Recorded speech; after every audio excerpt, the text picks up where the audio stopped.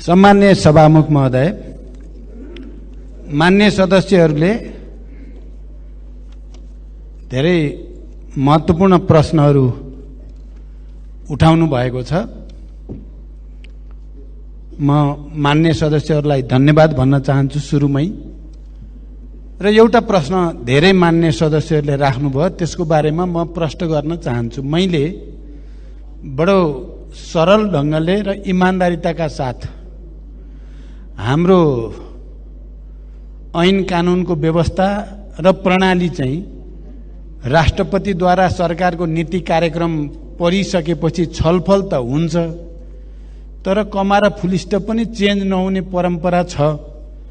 अहिले पनि त्यस्तो हुने स्थिति छैन भनेर मैले बडो इमान्दार भएर भन्दाखेरि त्यसो भए किन छलफल गराएको त भनेर नेगेटिभ ढङ्गले मान्य सदस्यहरूले राख्नुभयो।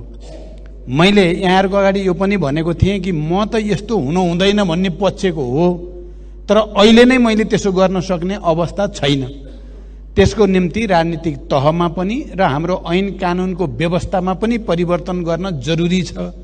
अर्को सालसम्म तपाईँ हामी सबै मिल्यौँ भने यो नीति कार्यक्रम परिमार्जन हुन सक्छ पो भने हो मैले। तपाईँ त उल्टो मैले सरल र इमान्दार भएर यथार्थ भनेको कुरालाई प्रधानमन्त्रीले नै यसो भनेपछि त किन बोल्ने भन्नुभयो। त्यो त्यस्तो होइन। दोस्रो कुरा मैले के भनेको थिएँ भने यहाँ भएको छलफलबाट केही पनि हुँदैन भन्ने होइन, बजेट मार्फत कतिपय कुरा सम्बोधन गर्न सकिन्छ पनि भनेको थिएँ। यहाँ तपाईँहरूले उठाउनु भएका विषय, मान्य सदस्यहरूले गम्भीरतापूर्वक उठाउनु भएको विषयलाई बजेट वक्तव्यमा सम्बोधन गर्न पनि सकिन्छ। त्यसकारण यो छलफलको कामै छैन भन्न पनि हुँदैन, त्यो कुरा पनि मैले भनेको थिएँ। त्यसकारण यसलाई जे सत्य हो त्यही रूपमा चाहिँ बुझ्न म अनुरोध गर्न चाहन्छु। र अब सबै प्रश्नको एउटा एउटा उत्तर भन्दा पनि मूल विषयको बारेमा म जान चाहन्छु। अब पहिला मान्य प्रेम सुवालले राख्नु भएको छ सार्क बैठक बारे, यो बारेमा छलफल चलिरहेको छ। अनि भुटानी शरणार्थीको बारेमा र 32 सिटको बारेमा पनि उहाँले कुरा राख्नु भएको छ। मेरो गम्भीर ध्यान आकर्षण भएको छ। खोप विश्वविद्यालयको बारेमा मैले सकारात्मक जवाफ यस सम्मानित सदनमा अस्ति पनि दिइसकेको छु।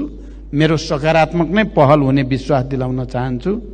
अर्को मान्य सदस्य रघुजी पन्तले राख्नुभयो, अहिले भारत भ्रमणको बेलामा सिमानाको विषय, कालापानी लगायतका विषय उठ्छन् कि उठ्दैनन्, इपिजीको विषय उठ्छ कि उठ्दैन भनेर राख्नु भएको छ। यो विषयमा मेरो गम्भीर रूपले ध्यान छ।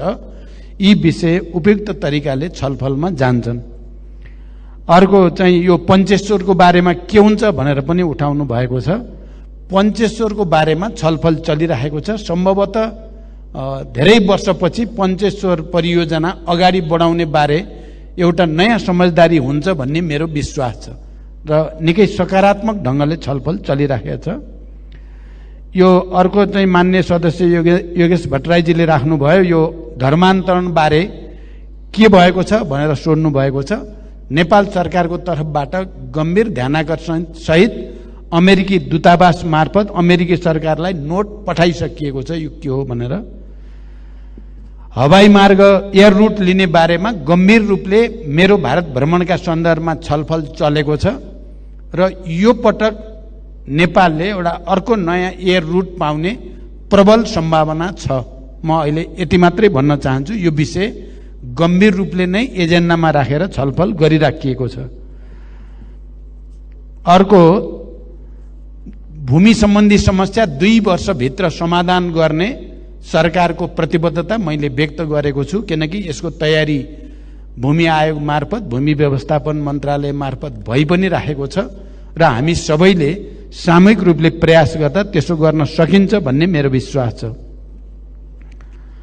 भ्रष्टाचार नियन्त्रणको बारेमा मैले त्यो कुरा पनि प्रष्टसँग भनेको थिएँ। ऐन पनि आवश्यक छ, ऐन संशोधन पनि, नयाँ ऐन बनाउने आवश्यकता पनि छ भ्रष्टाचारलाई अझ प्रभावकारी रूपले नियन्त्रण गर्नको लागि। त्यो विषयमा पनि सरकार अगाडि बढिरहेको जानकारी गराउन चाहन्छु। कृषिमा भइरहेको नीतिगत भ्रष्टाचारको बारेमा पनि कतिपय मान्य सदस्यले, खास गरी मान्य विराज भक्त श्रेष्ठले यहाँ उठाउनु भएको छ, मेरो गम्भीर ध्यानाकर्षण भएको छ र यो विषयमा हामीले नीतिगत रूपमा नै निर्णय गर्नुपर्ने आवश्यकता पनि छ। अर्को, धेरै मान्य सदस्यहरूले चुरे दोहन बारे उठाउनु भयो। मैले समष्टिमा के भन्न चाहन्छु भने चुरे दोहन या तराईको मरुभूमिकरणको समस्या बारे हामी सबै नै धेरै गम्भीर र संवेदनशील रहँदै पनि आएका छौँ। तर साथसाथै चुरे संरक्षण अभियान अन्तर्गत नै एउटा अध्ययन त्रिभुवन विश्वविद्यालयको जियोलोजिकल डिपार्टमेन्ट र अर्को एउटा डिपार्टमेन्टको संयुक्त रूपले अध्ययन गरिएको प्रतिवेदन छ।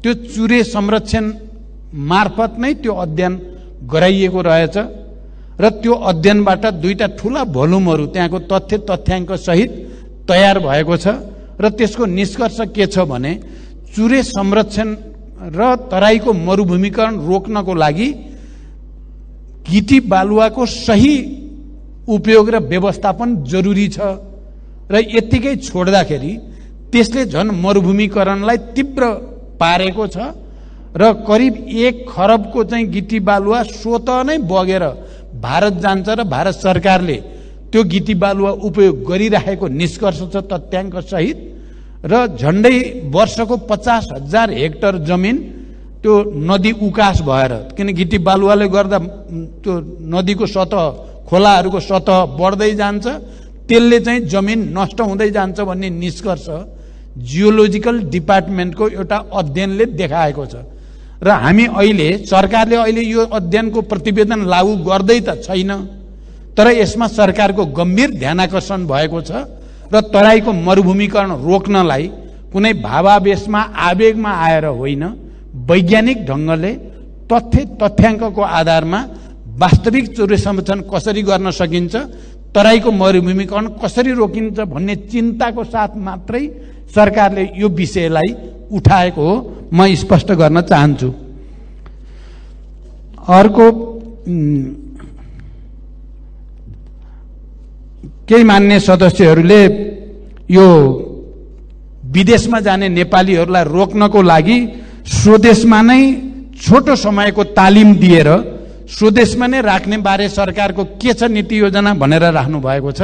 मैले अघि पनि भनेको थिएँ, हामीले यो रोजगार सृष्टि गर्ने र उत्पादन वृद्धि गर्ने विशेष कार्यक्रम भनेको 753 पालिकामा छोटो तालिमद्वारा युवाहरूलाई उत्पादन कार्यमा परिचालन गर्ने कुरा नै हो र केही मान्य सदस्यहरूले राखे जस्तै हामीले विगतमा प्रधानमन्त्री कृषि आधुनिकीकरण अथवा अरू विभिन्न नाममा जुन अनुदान रकम पठाउने गरेका छौँ त्यसको सदुपयोग भएन भनेर नै यो पटक हामीले त्यस खालका कार्यक्रमहरूलाई गाभेर एउटा एकीकृत कार्यक्रम अन्तर्गत सिधै स्थानीय तहमा, सिधै गाउँपालिकामा रकम जाने र अनि त्यस खालका तालिम र उत्पादन कार्यहरू अगाडि बढाउने योजना र कार्यक्रम सोचेका छौँ र यो कुरा मलाई लाग्छ बजेट वक्तव्यमा अझ स्पष्टसँग आउने नै छ।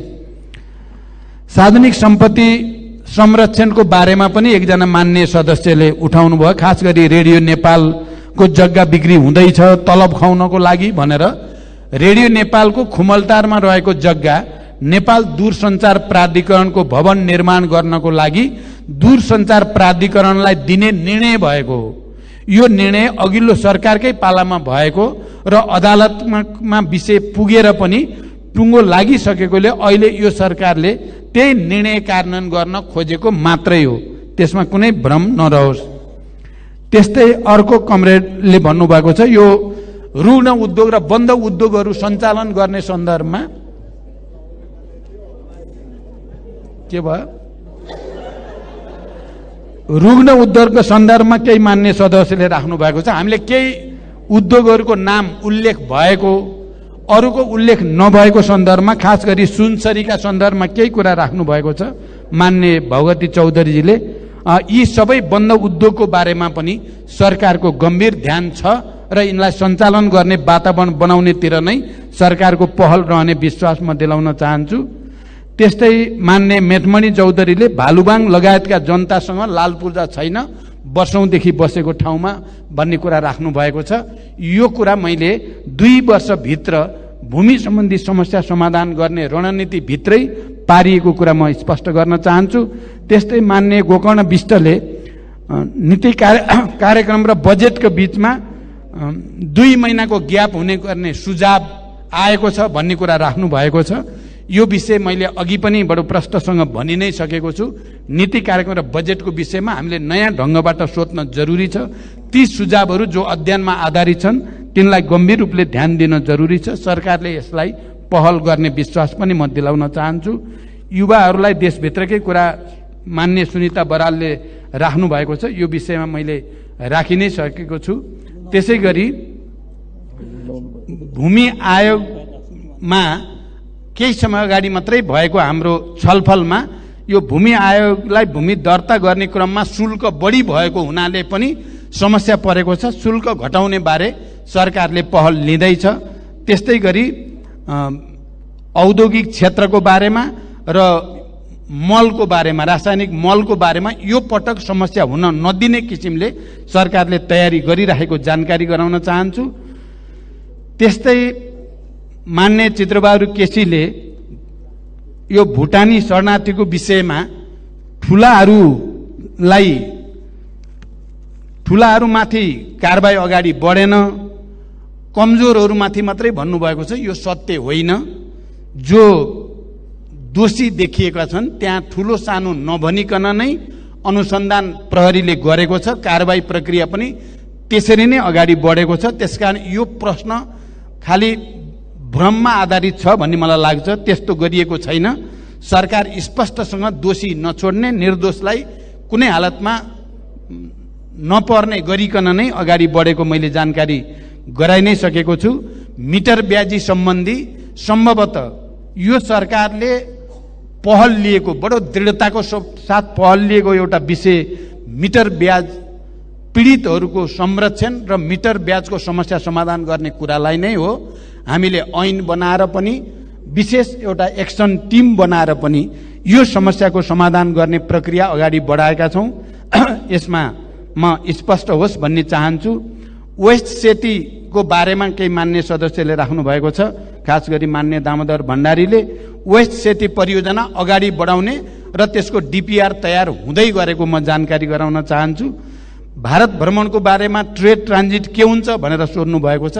मलाई विश्वास छ यो पटक ट्रेड ट्रान्जिट बारे सहमति हुन्छ, यसको एक्सटेन्सनको बारेमा, र त्यो चाहिँ 2019 देखि रोकिएको काम यो पटक अगाडि बढ्छ भन्ने मेरो विश्वास छ।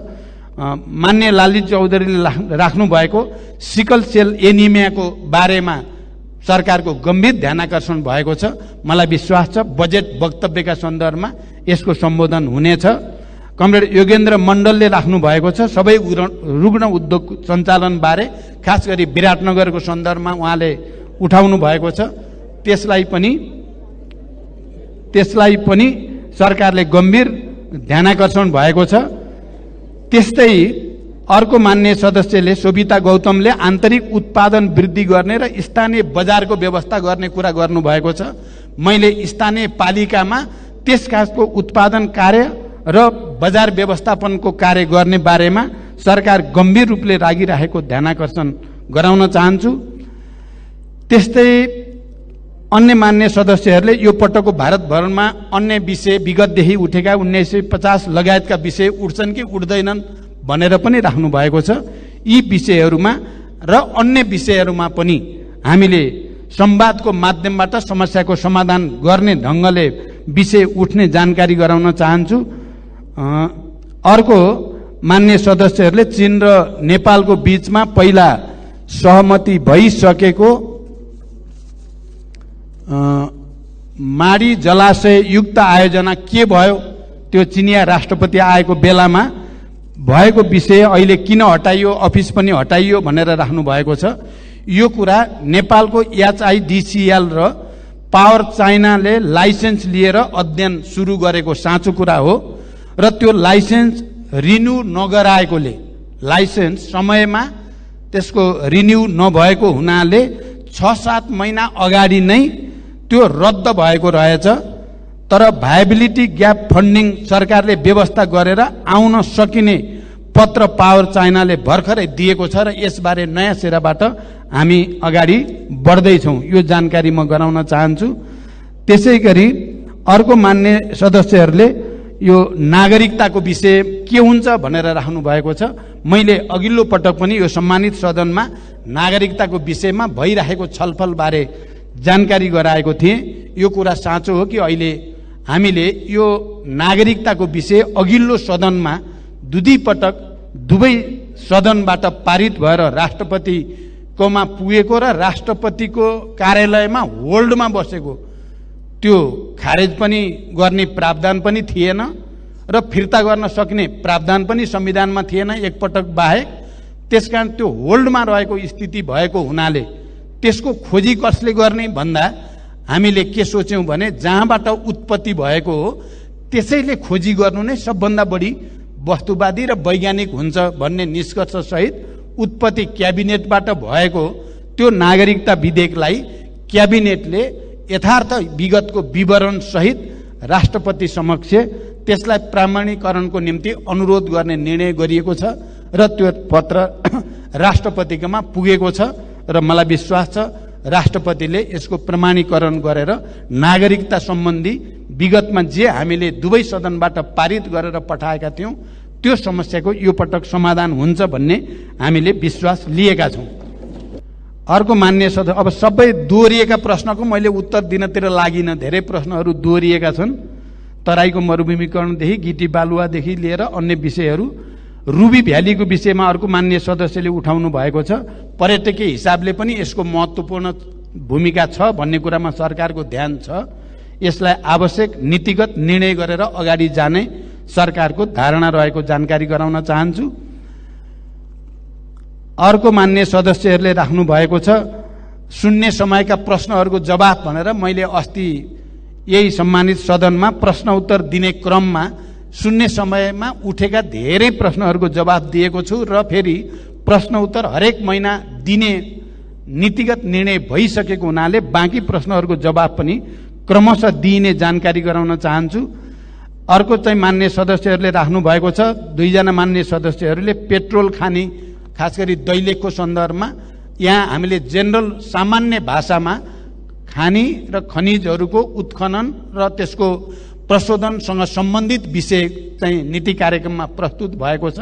त्यसभित्र पेट्रोल खानीको कुरा पनि पर्ने म जानकारी गराउन चाहन्छु। त्यस्तै खेलाडीको संरक्षण बारे सरकारको ध्यान छ, नीति कार्यक्रममा प्रष्ट रूपमा उल्लेख पनि गरिएको छ।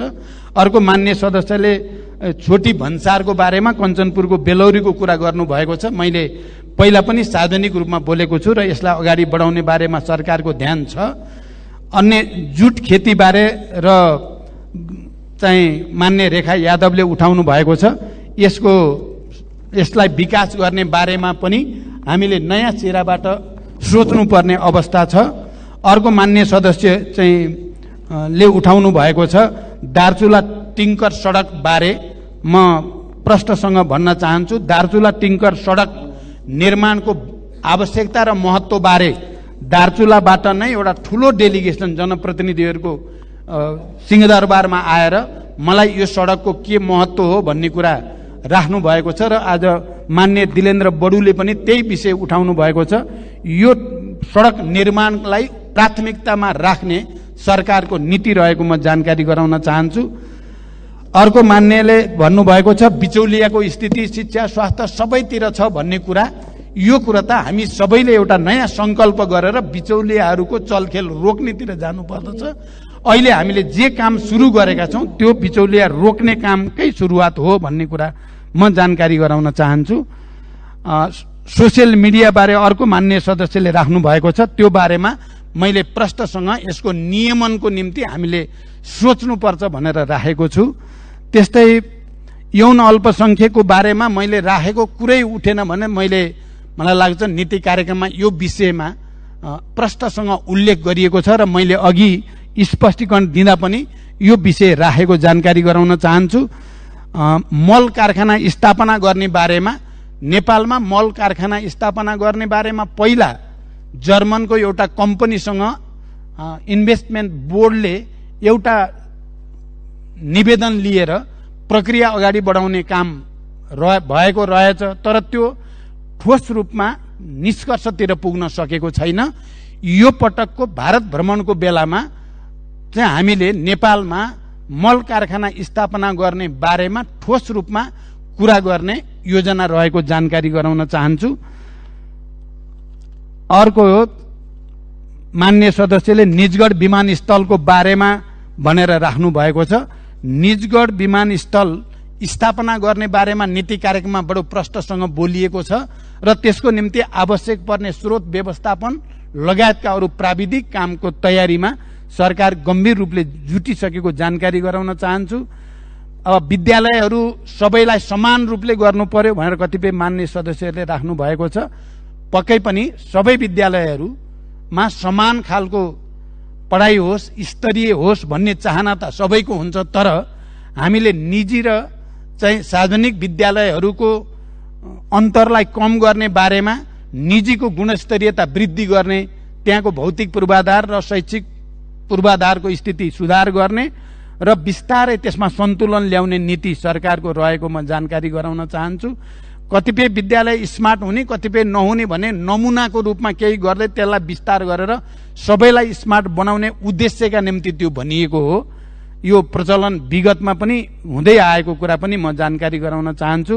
अर्को मान्य सदस्यले त्रिभुवन विश्वविद्यालयमा जुन अस्तव्यस्तता छ त्यसलाई सुधार्ने बारे हामी सबैको पनि जिम्मेवारी छ, सरकार त्यसमा गम्भीर रूपले लागेको म जानकारी गराउन चाहन्छु। सेती नदीको संरक्षण बारे सरकारको ध्यान छ, मान्य सदस्यले उठाउनु भएको कुरालाई सरकारले गम्भीर रूपले लिने जानकारी गराउन चाहन्छु। त्यस्तै अर्को मान्य सदस्यले धनगढी विमानस्थल र पशुपति क्षेत्र विकास कोषसँग सम्बन्धित जग्गाको विषय उठाउनु भएको छ, त्यसमा सरकारको गम्भीर ध्यानाकर्षण भएको म जानकारी गराउन चाहन्छु। त्यस्तै अर्को मान्य सदस्यले ग्लोबल वार्मिङ र क्लाइमेट चेन्ज बारे सरकारको धारणा, मैले नीति कार्यक्रममा ग्लोबल वार्मिङको कुरा, क्लाइमेट चेन्जको कुरा हामी आफैले पनि देशभित्र र अन्तर्राष्ट्रिय मञ्चहरूमा पनि यो विषयलाई अझ जोड दिएर उठाउनु पर्ने कुरा उल्लेख गरिएको छ। म त्यो कुरा प्रश्न गर्न चाहन्छु। र विगतमा कृषि उत्पादनको सन्दर्भ, कोरोना पीडितका सन्दर्भमा पनि मान्य सदस्यहरूले प्रश्न उठाउनु भएको छ, त्यसमा पनि सरकारको गम्भीर ध्यानाकर्षण भएको म जानकारी गराउन चाहन्छु। त्यस्तै कतिपय मान्य सदस्यहरूले जब सिस्टम र साप्ताहिक पारिश्रमिक भुक्तानी लागू गर्न संशोधन प्रस्ताव दर्ता गरेको बताउनु भएको छ, यसमा सरकारको ध्यानाकर्षण भएको छ। मान्य सदस्यहरू, मैले मोटामोटी रूपमा मान्य सदस्यहरूले उठाउनु भएका प्रश्नहरूको जवाब मूल रूपमा राखेँ र यो रिपोर्ट कार्डका सन्दर्भमा प्रधानमन्त्री कार्यालयमा नतिजा अनुगमन प्रणाली छ। प्रत्येक मन्त्रालयको माइलस्टोन र क्रियाकलाप परिभाषित गरी अनि की पर्फर्मेन्स इन्डिकेटरको आधारमा मूल्याङ्कन गर्ने परिपाटी बसालिएको कुरा पनि म जानकारी गराउन चाहन्छु। जे भए पनि मान्य सदस्यहरूले गम्भीर रूपले उठाउनु भएका सबै प्रश्नहरूप्रति सरकारको गम्भीर ध्यानाकर्षण भएको छ र यिनलाई त्यही रूपमा लिएर सम्भव भएसम्म यिनको कार्यान्वयन पक्षमा जोड दिइने कुरा म जानकारी गराउन चाहन्छु। र मैले अघि समग्र नीति कार्यक्रमको बारेमा स्पष्टीकरण दिँदै गर्दा र अहिले प्रश्न उत्तर गर्दै गर्दा फेरि पनि म के भन्न चाहन्छु भने आज देशको अगाडि विद्यमान समस्याहरूको समाधानको निम्ति हामी सबैले साझा प्रयास र संकल्प गर्न जरुरी छ। र एकजना मान्य सदस्यहरूले मलाई धन्यवाद दिनुभयो, किनकि सायद मेरो यो अन्तिम हुन्छ भन्दाखेरि उहाँले अन्तिम भनेर इमान्दारितापूर्वक भनेको भनेर धन्यवाद भन्नुभयो। हामी नयाँ तयार भइसकेका छौँ भन्नुभएको छ, नयाँ तयार भएकोमा बधाई छ। तपाईहरू आउनुहोस् अगाडि, मैले त नयाँलाई अगाडि ल्याउनै चाहेको छु, तर म नयाँ साथीहरूलाई पनि धैर्य धारण गर्दै नयाँ पनि पुराना भइन्छ भन्ने कुरा नबिर्सिन पनि अनुरोध गर्न चाहन्छु। धन्यवाद।